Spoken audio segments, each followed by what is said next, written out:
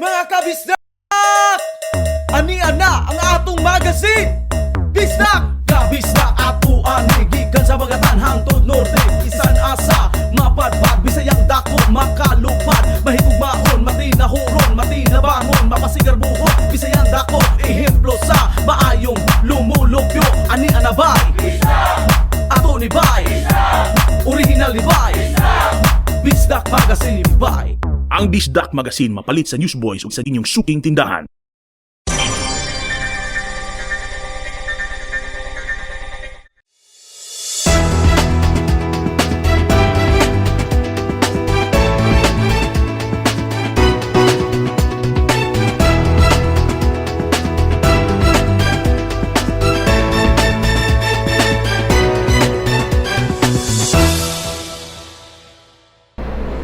Mayong adlaw, kini si Jason Doval ug kini ang Sun.Star Pilipinas.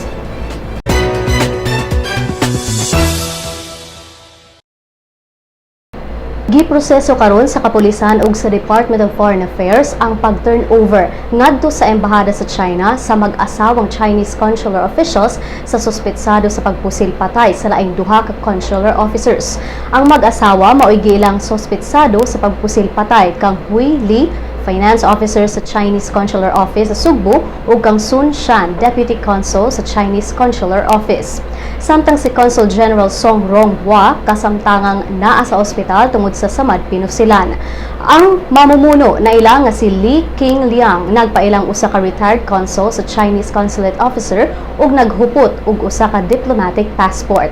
Ang asawa niining si Go Jing kasamtangang empleyado sa Chinese Consular Office nakitaan sa CCTV nga mikuha sa pusil human sa insidente. Ang hepe sa Police Regional Office sa Central Visayas nga si Tom Banyas nagkanayon nga wala pa nila masuta ang motibo sa pagpatay kay musulti lang og no English ang mga suspetsado kung ilan ang pangutan-on. So, we will be discussing with Department of Foreign Affairs on how to go about it.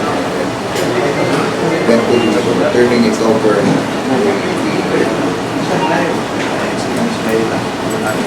people involved in the incident into the hands of the Chinese government.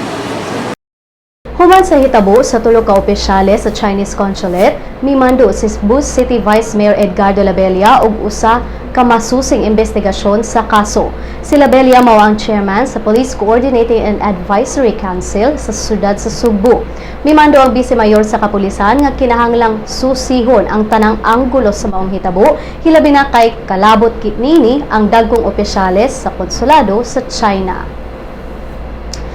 Senator Allan Cayetano nagpabiling mala-umon nga molansar gyud si Davao City Mayor Rodrigo Duterte alang sa pagka-presidente sa 2016. Matod pa ni Cayetano nga abli paghihapon si Duterte sa posibilidad nga molansar pagka-presidente.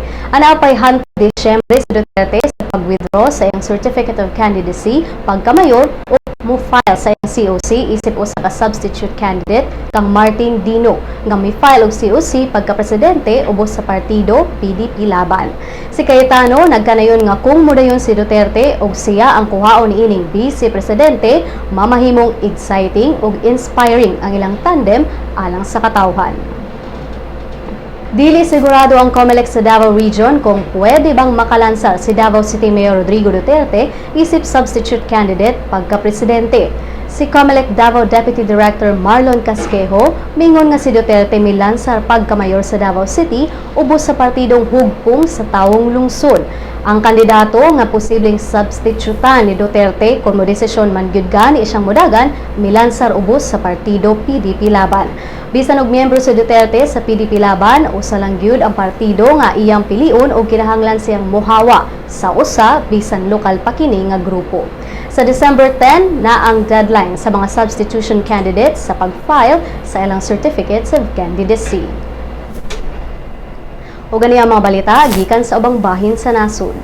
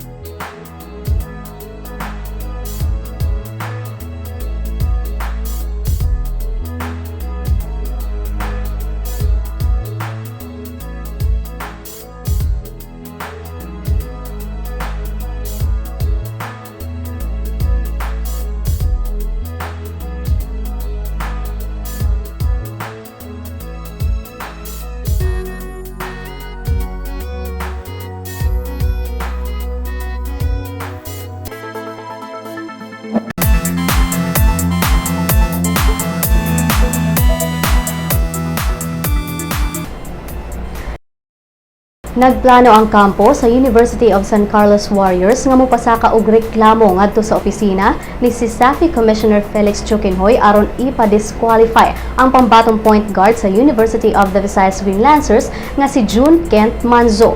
Kinigumikan sa gingong pagsukmag ni Manzo sa piyan sa import sa Warriors nga si Schuster Olago sa deciding game, Game 5 sa SAFI Final Series ni adtong Martes.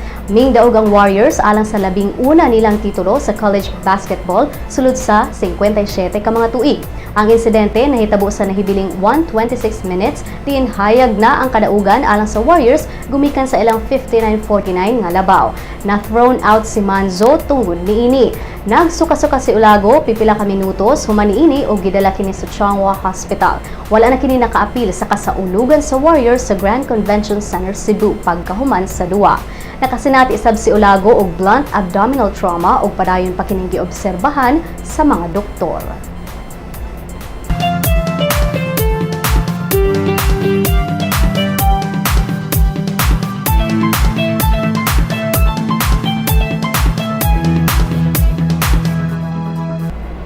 Sulod na sa knockout round sa The Voice USA ang Cebuanang si Amy Vashal. Si Vashal mao'y gipili si Coach Farrell Williams alang sa knockout round. Gidayeg sa mga hurado ang pag-awit ni Vashal sa awit sa Bee Gees nga To Love Somebody. Alang ni Williams nga ang pag-awit ni Amy posibleng mapakagaan o makapagaan sa gibati sa mga tao nga adunay gihambin nga bugat nga suliran. Ang mga judges nga sila si Gwen Stefani ug Adam Levine parehong niingon sa sama na usa ka matuod nga star si Amy. Samtang ang judge nga si Blake Shelton nipadayag na usab sa iyang kasagmuyo nga wa siya pilian ni Amy nga mao'y iyang mamahimong coach. There is a light, a certain kind of light that never shone on me. I wanted my whole life. Alang sa uban pang showbiz chika, bisitaha ang celebrity.sunstar.com.ph. I-follow po sa Twitter at Sun.Star Showbiz. Sa Lotto results, walay nakadaog sa premyo sa 655 Grand Lotto ug 645 Mega Lotto sa mga bula kagabi. Bulahon unya ang 649 Super Lotto ug 642 Lotto. Ani ang balor sa dolyar gikan sa Bangko Sentral ng Pilipinas.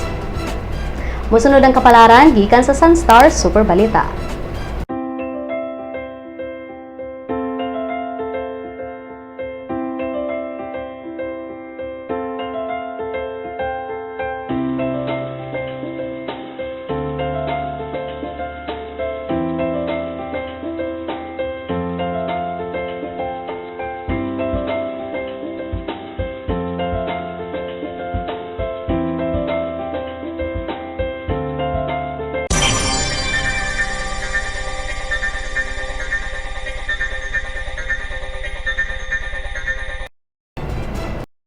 Di din natapos ang atong mabalita karong adlawa. Alang sa dugang pang updates, bisitaha ang www.sunstar.com.ph. I-follow sab ang mga updates sa Twitter at Sun.Star Online ug sa Facebook, Sun.Star Philippine News. Kini si Jason Doval ug kini ang Sun.Star Pilipinas.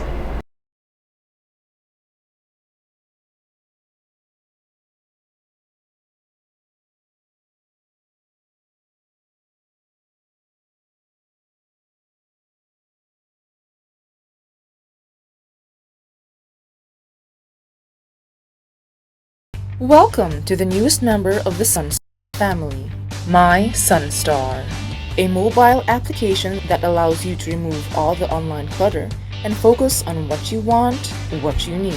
To enjoy our latest edition, you must have an Android device, a mobile phone or tablet. Go to the Google Play Store, type My Sun.Star in the search box. Click on Search. Once brought to the application, click on Install. Wait. When download is complete, click Open. You will be brought to the login page. You may use your Facebook or Google Plus account to register. If you are already logged into your Facebook, registration is automatic. Next, select your interest. Click on at least 3 categories and at least 1 location like Cebu or Davao or any of the cities in the Sun.Star network. When you're done, click on Done. Great selection! If you do not select any category or location, you will automatically be brought to the News Bits section, where you can find, in one glance, a list of news of the day that you should know. If you have selected your interest, the News Bits will be the first list, followed by different categories that you chose. This way, you do not see all the other news and articles that will not be relevant to you. What you see is what you want. If you want to add more categories, click on the menu icon on the top left.